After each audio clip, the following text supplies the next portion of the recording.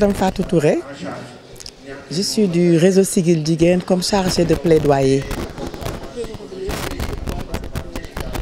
Voilà, le réseau Siggil Jigéen, c'est dans son agenda de développer des activités comme ça, des activités qui vont à l'endroit des femmes et des filles, parce que nous croyons à la relève intergénérationnelle et nous sommes en train de la construire, mais nous croyons également à la féminisation des politiques au niveau du Sénégal et particulièrement au niveau des collectivités territoriales.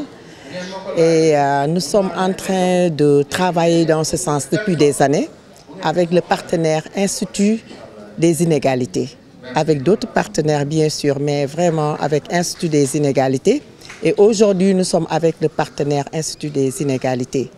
Nous envisageons, après avoir accompagné 3 mairies, l'appareil municipal, pour permettre à des femmes de se renforcer en termes qualitatifs sur le plan prise de parole, sur le plan participation aux prises de décision, mais sur le plan également des VBG.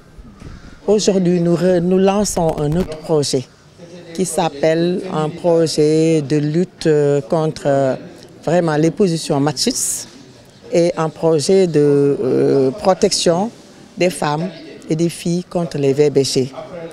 Alors, nous allons le faire pendant des années et nous allons les accompagner dans le projet, la planification qu'on a partagée tout de suite. On a partagé une planification et cette planification tente de renforcer les municipalités, renforcer l'équipe municipale. Quand on parle de l'équipe municipale, il y a les hommes et les femmes. Donc travailler dans une orientation de masculinité positive. Et c'est très important dans ce sens parce qu'au niveau des organisations, c'est des hommes et des femmes. Quand il faut relever des choses ou quand il faut réduire des choses, il faut faire travailler les hommes, il faut faire travailler les femmes. Donc dans ce projet, c'est cet appui que nous allons faire. Et nous sommes même en train d'arriver à construire des maisons d'accueil pour recevoir les femmes, à les renforcer sur comment réduire les VBG, à les accompagner dans des campagnes nationales de lutte contre les VBG, à les accompagner dans le processus de mise en œuvre de lutte contre les VBG au niveau des communes, ce qui interpelle tout le monde, ce qui interpelle hommes, femmes, garçons, filles, leaders communautaires, leaders religieux, en tout cas ce qui interpelle toute la communauté parce qu'il est temps de rebâtir les normes et les rapports sociaux entre les hommes et les femmes. C'est important dans des environnements comme les environnements communautaires pour permettre à tout le monde de jouir de ses droits. Et nous avons parlé également d'un volet de soutien qui va interpeller l'autonomisation des femmes. Parce que plus les femmes sont autonomes, mieux elles ont confiance en elles, mieux elles sont non dépendantes et plus elles vont se battre pour des dénonciations.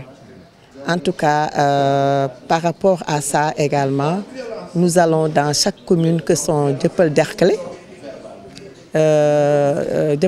Mermoz et Grand Dakar, nous allons construire une base de réduction des violences basées sur le genre.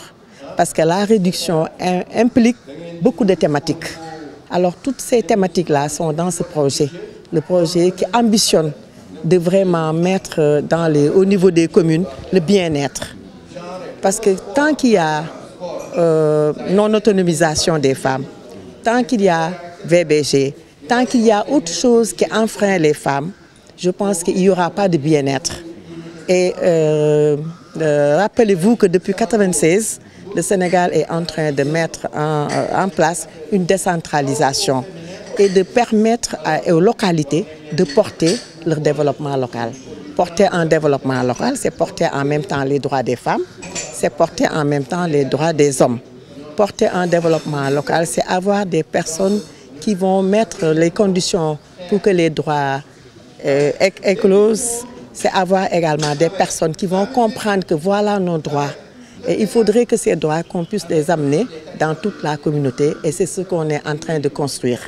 que toute la communauté puisse être dans le grand lot ou dans les grands défenseurs des violences des femmes par rapport aux violences faites aux femmes et par rapport à l'autonomisation, pour nous permettre de faire des dynamiques sociétales de développement. Parce qu'on ne peut pas dire que nous sommes en train de créer le développement local sans apporter des dynamiques, de franches dynamiques locales de développement qui intéressent les personnes les plus vulnérables. Et je pense que les femmes aujourd'hui et les jeunes sont les personnes les plus vulnérables. C'est la raison pour laquelle nous, du réseau Siggil Jigéen, nous rappelons toujours qu'il faudrait la masculinisation, la masculinité positive pour avancer, pour faire avancer la société. Merci. Est-ce que c'est ce qui vit au niveau de la sous-région, en dehors de Dakar, vous savez que ce programme, ce n'est pas un programme sénégalais, c'est un programme mondial. C'est un programme qui intéresse beaucoup de pays. Donc si vous prenez la sous-région, le programme sera là-bas. Si vous prenez au-delà même de la sous-région, le programme sera là-bas. Mais chaque programme va s'asseoir sur ses spécificités. Nous avons la spécificité du développement local. Toutes celles qui doivent être protégées, toutes celles qui ne doivent pas être violentées, vivent dans les communautés. Les communautés vivent dans les collectivités territoriales. Alors c'est la raison pour laquelle nous parlons de Dakar d'abord, mais nous avons ambition de sortir au-delà de Dakar. Nous avons commencé un test avec trois communautés, mais c'est un test. Quand nous allons réussir le modèle va chaviller tout le Sénégal. Merci beaucoup. Le constat également est le même. Nous constatons qu'aujourd'hui, la plupart des violences sont au sein des familles. Mais ces dernières ne peuvent pas s'exprimer parce qu'on est exclus. Vous savez que les Sénégalais sont inhibés de temps en temps, je m'en excuse, et oublient que nous avons nos traditions. Et avec nos traditions, quand on avait les colons ici, ils disaient, pour les Sénégalais, on n'intervient pas. On laisse la famille intervenir parce qu'il y a une solidarité familiale, une solidarité de clan qui s'est tellement construite que les liens familiaux, c'est des liens qui intègrent la solidarité, la résolution des problèmes et tout ça, même l'appui à l'autonomisation. Mais donc tout se passe dans les familles parce que les familles sont des regroupements de personnes. Les familles ont des rapports sociaux normalisés. Les familles ont autre chose pour être là à protéger leur progéniture.